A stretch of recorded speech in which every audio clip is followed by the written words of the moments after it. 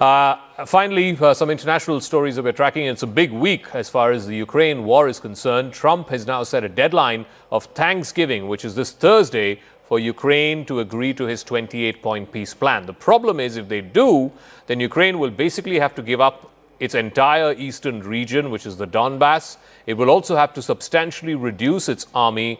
All of this will only further embolden Russia. I decode a little more.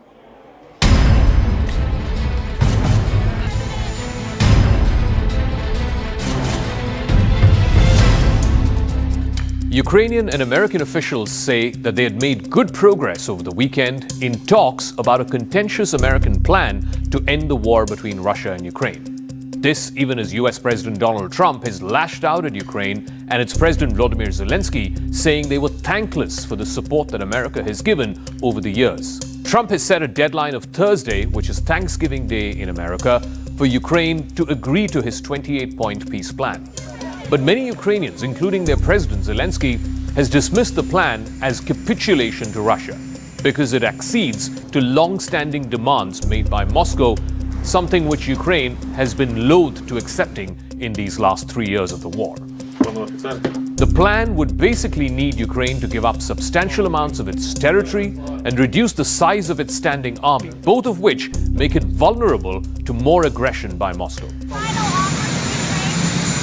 No, not my fault. No, we'd like to get the peace. It should have happened a long time ago. The Ukraine war with Russia should have never happened. If I were president, it never would have happened. We're trying to get it ended. One way or the other, we have to get it ended. The talks, which began in Geneva on Sunday, were cast as an effort to bridge the gaps between the Russian and Ukrainian positions. At one point in the talks, U.S. Secretary of State Marco Rubio briefly ducked out of the meetings and he told reporters that the discussions had been very productive. Rubio said that the American and Ukrainian teams were working through this peace plan put forth by President Trump point by point, and they were making adjustments. He also said that both sides were narrowing their differences and they were getting closer to something that both Kyiv and Moscow would be comfortable with. But there was also confusion over the plan itself, with many, even within the administration, saying that it seemed to reflect a lot of Kremlin's talking points, not so much that of Ukraine. We arrived here today with one goal, and the goal was to take, is 28 points or 26 points, depending on which version as it continued to evolve, and try to narrow the ones that were open items. And we have achieved that today in a very substantial way. But work remains, and because this continues to be a working process, I don't want to declare victory or finality here. There's still some work to be done. Rubio signed off from the peace talks by saying that he was very optimistic that a peace plan could be reached in a very reasonable amount of time. While there was still a couple of issues that needed to be worked on, Rubio said that those items remain open and they're not insurmountable. He also made it seem like the negotiators just needed a little more time. He declined to go into the specifics of what exact points were sticking between the American and Ukrainian negotiators or what he was referring to, but he also noted that obviously the Russians would get a vote on this plan and they will have to agree to the plan if it has to be implemented. The cautiously optimistic remarks came despite a lengthy rant that President Trump posted on social media criticizing Ukraine.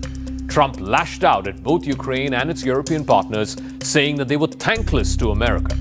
Ukrainian leadership has expressed zero gratitude for American efforts, Trump wrote on Truth Social, and also that Europe continues to buy oil from Russia, thereby helping fund Putin's war effort. He also again appeared to blame Ukraine for Russia's full-scale invasion, saying that the war would have never happened had there been strong and proper Ukrainian leadership. Yes, I had pretty close. How are you, Mr. Pretty sure? He's all dressed up today.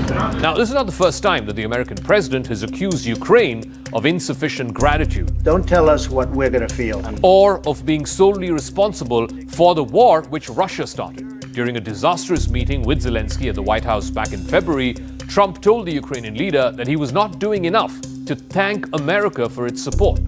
Since then, Zelensky, as well as his other European partners, have gone out of their way to express their thanks to Trump. Disrespectful to the country, this country.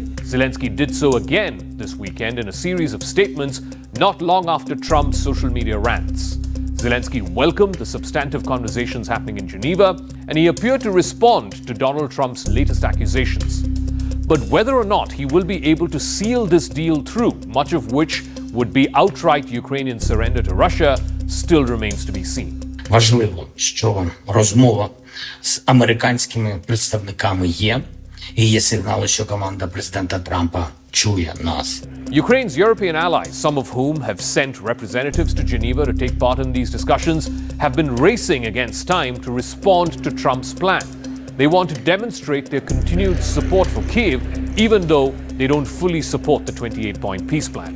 A joint statement was also put out on Saturday, signed by the leaders of Britain, France, and Germany, saying that the American proposal was only a starting point for the discussions and that there would be additional work if both sides have to meet and find a common ground. While Trump has said that he wants Ukraine's response on the 28-point peace plan by Thursday, which is Thanksgiving Day in America, he has left open the possibility that the deadline could be extended if things are working well. A draft of the US peace proposal that was posted online last week contained many conditions which Ukraine has long rejected as unacceptable. This includes surrendering a large part of its eastern areas, the Donbass region, which Russia has long sought after, also slashing the Ukrainian army's size substantially. There was also confusion over who was the author of this plan exactly. At one point, a number of US senators said that Secretary Rubio had told them that the State Department had nothing to do with this plan. Both the department and Mr. Rubio went on to deny those claims. But the ball is now firmly in Zelensky's court and in the court of the Ukrainians, whether or not they will be able to swallow this deal at all. If they cannot, then they have the wrath of Trump to deal with. And if they do, then they are forever surrendering to Putin.